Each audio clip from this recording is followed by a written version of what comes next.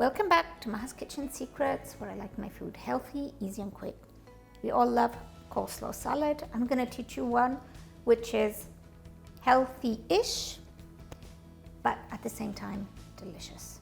I've got here shredded white cabbage and red cabbage.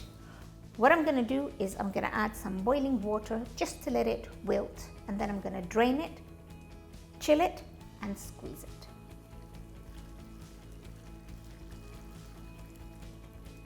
It's just for seconds, literally. I'm just gonna squeeze all excess water out. I've got a mix of sour cream and mayonnaise, lemon juice, vinegar, sugar, salt, mustard, and chili. Sauce is ready, and I'm grating an onion. Carrots, sauce.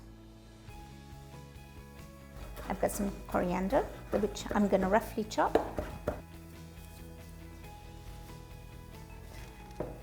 A little dash of black pepper, optional. And the slaw's ready. Very quick, easy, healthy-ish coleslaw. Enjoy.